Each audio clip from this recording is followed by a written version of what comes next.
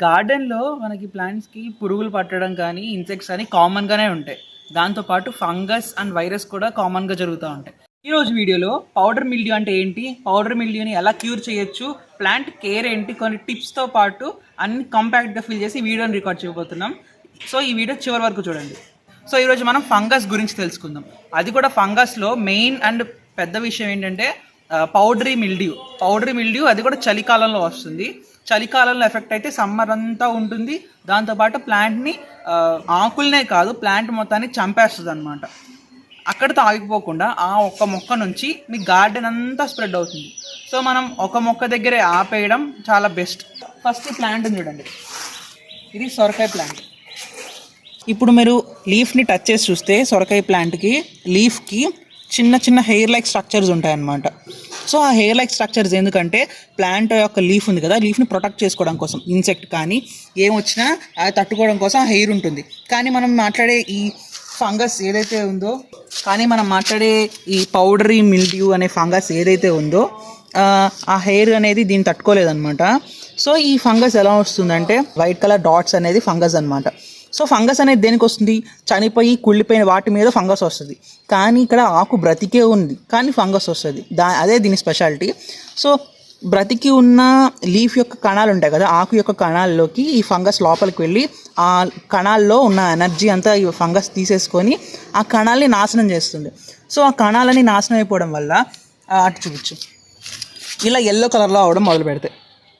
ఎందుకంటే ఆ లీఫ్ యొక్క కణాలు ఉంటాయి కదా, లీఫ్ యొక్క కణాలన్నింటినీ చంపేయడం వల్ల ఈ ఫంగస్ ఇలా ఎల్లో కలర్లో మారిపోతుంది. ఇలా ఎల్లో కలర్లో మారిపోయిన తర్వాత ఇది చూడండి, ఇలా మొత్తం స్ప్రెడ్ అవుతుంది. నెక్స్ట్ స్టేజ్ ఏంటంటే ఇదన్నమాట, ఇలా చనిపోతుంది. సో ఇదొక సైకిల్.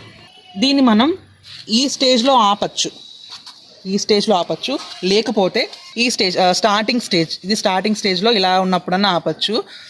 సో ఈ 2 స్టేజెస్లోనే ఆపగలం. ఇక్కడి దాకా వెళ్ళింది అంటే, ఈ థర్డ్ స్టేజ్ దాకా వెళ్ళింది అంటే ఆ కొమ్మని మీరు కట్ చేయండి. ఎందుకంటే దీన్ని క్యూర్ చేసినా కూడా యూజ్ ఉండదు, క్యూర్ కూడా అవ్వదన్నమాట. సో ఈ స్టేజ్కి వచ్చిన వేస్ట్, ఇక్కడ దాకా రానివ్వకండి.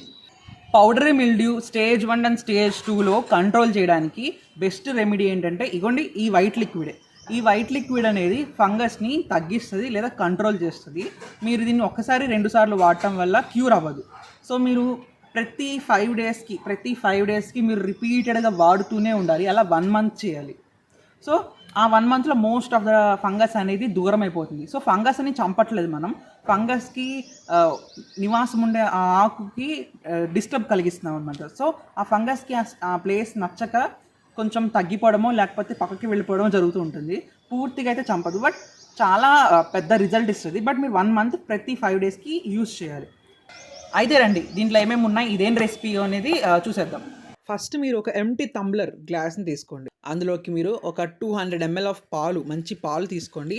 ఆ పాలలో లాక్టోస్ ఉంటుంది. ఆ లాక్టోస్ అనే ఒక బ్యాక్టీరియా మిల్డ్యూ అనే ఫంగస్ని పోరాడడానికి హెల్ప్ చేస్తుంది. తర్వాత వచ్చేసరికి బేకింగ్ సోడా కూడా ఒక 1 స్పూన్ ఆర్ 2 స్పూన్స్ వేసుకోవచ్చు, నో ప్రాబ్లం. ఈ బేకింగ్ సోడా ఏం చేస్తుందంటే ఆ ఫంగస్ని సఫకేట్ అంటే ఇరిటేషన్ తెప్పిస్తుంది అనమాట. ఈ లాక్టోస్ అండ్ బేకింగ్ సోడా రెండు మంచి ఫైట్ ఇస్తాయి ఫంగస్కి. సో మీరు దాన్ని స్ప్రే బాటిల్, లేదా ప్రస్తుతానికి నా స్ప్రే బాటిల్ విరిగిపోయింది కాబట్టి నేను ప్రస్తుతానికి వాటర్ బాటిల్లో మేనేజ్ చేస్తున్నాను. తర్వాత దాంట్లో మీరు 1 లీటర్ ఆఫ్ వాటర్, అంటే 1 లీటర్ ఆఫ్ వాటర్కి ఒక 200 ml దాకా పాలు, ఒక 2 స్పూన్స్ వరకు బేకింగ్ సోడా వేయాలి. దాంట్లో 2 squeezes or 3 squeezes of soap, liquid soap ఉంటుంది కదా, 2 or 3 స్క్వీజెస్ ఇవ్వాలి. ఎందుకంటే మీరు కలిపిన పాలు లేదా బేకింగ్ సోడా ఆకు మీద నిలబడాలి, పడిపోకూడదు. ఫంగస్ మీద పని చేయాలంటే ఆ సోప్ అనేది ఖచ్చితంగా ఉండాలి. తరువాత ఆయిల్ కూడా ఒక 2 స్పూన్స్ ఆఫ్ ఆయిల్ వేయండి. ఆయిల్ కూడా అంతే, ఆ పాలు లేదా బేకింగ్ సోడా పౌడర్ అనేది వెళ్ళిపోకుండా, ఎగిరిపోకుండా ఆయిల్ దాన్ని అంటిస్తుంది అనమాట. లీఫ్ మీద అంటించడానికి హెల్ప్ చేస్తుంది, లేకపోతే ఆకు మీద నుంచి అంతా కింద పడిపోతుంది. సో మీరు స్ప్రే బాటిల్ కొనుక్కోవడం బెటర్. స్ప్రే బాటిల్స్ అయితే ఇంకా ఫైన్గా వస్తాయి. నా దగ్గర స్ప్రే బాటిల్ విరిగిపోయింది అనమాట. సో ప్రస్తుతానికి ఈ వాటర్ బాటిల్కి ఇలా హోల్ చేసి యూస్ చేస్తున్నాను. ఇలా ఇక్కడ ప్రాబ్లం, మీరు స్ప్రే చేసేటప్పుడు ఒక మెయిన్ ప్రాబ్లం వస్తుంది. అదేంటంటే మీరు వాటర్ని స్ప్రే చేసిన తర్వాత, నేను ఇందాక ఫస్ట్ చెప్పినప్పుడు హెయిర్ స్ట్రక్చర్ ఉంటుంది ఆకు మీద. ఆ హెయిర్ స్ట్రక్చర్ ఏం చేస్తుందంటే ఈ వాటర్ని ఆకుకి తగలకుండా కింద పడిపోయేటట్టు చేస్తుంది. ఆ వాటర్ ఆకుకి తగలదనమాట. సో మనకు కావాల్సింది ఏంటంటే ఆ హెయిర్ని దాటుకొని ఆకుని తగలాలి. సో మనం ఏం చేయాలంటే స్లోగా వేయాలి, లేదా మీరు చేతితో కొంచెం ఇలా ప్రెస్ చేస్తూ కూడా ఉండొచ్చు. ఇలా ఈ వేలుతో ఇలా ప్రెస్ చేస్తున్నారనుకోండి, ఆ హెయిర్ నుంచి ఇంకా కిందకి వెళ్తుంది అనమాట లిక్విడ్ అనేది. మీరు ఇలా డైరెక్ట్గా ఇలా స్ప్రే చేసి వదిలేశారనుకోండి, హెయిర్ ఉంటుంది కాబట్టి ఆకుకి అంటుకోకుండా ఇలా కింద పడిపోవడం జరుగుతుంది. ఈ స్టెమ్ ఏదైతే ఉందో ఈ స్టెమ్కి ఆల్రెడీ నేను క్యూర్ చేసేసాను, బిగినింగ్ స్టేజ్లోనే క్యూర్ చేసేసాక రికార్డ్ చేయాలి కాబట్టి నేను ఈ రెసిపీని యూస్ చేయడం ఆపేసి ఒక 2 వీక్స్ ఆపేసాను. సో మళ్ళీ అది స్టార్ట్ అవుతున్నాయి. యా, అండ్ ఇంకోటి, ఈ ఆకులు బాగున్నాయి కదా, ఈ ఆకుల మీద కూడా కొంచెం స్ప్రే చేయండి. ఎందుకంటే దీని మీద కనిపించకపోవచ్చు కానీ లోపల ఫంగస్ అనేది స్పోర్స్ అంటాం కదా, స్పోర్స్ అంటే చిన్న చిన్న సీడ్స్లా ఉంటాయి, ఫంగస్ సీడ్స్ లాగా. సో అవి ఇలాంటి కొత్త లీవ్స్లో లోపల ఉంటాయి, మీకు కనబడవు అంతే. సో అది కొంచెం సప్రెస్ అవ్వడానికి లేదా బయటికి ఎక్కువగా ఎక్స్పోజ్ అవ్వకుండా ఉండడం కోసం కొంచెం స్ప్రే చేస్తే సరిపోతుంది. ఎక్కువగా ఫంగస్ ఉన్న లీఫ్ మీద కొంచెం ఎక్కువ స్ప్రే చేస్తూ ఉండాలన్నమాట.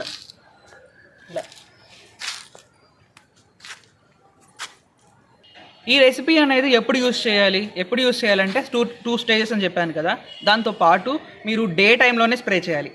యాక్చువల్గా పెస్టిసైడ్లు కానీ ఏమైనా ఉంటే ఈవినింగ్ లేదా రాత్రి స్ప్రే చేస్తారు, ఎందుకంటే పురుగులు ఏమైనా ఉంటే నైట్ టైం వస్తాయని. కానీ ఇది ఫంగస్, పురుగులు వచ్చేవి కావు.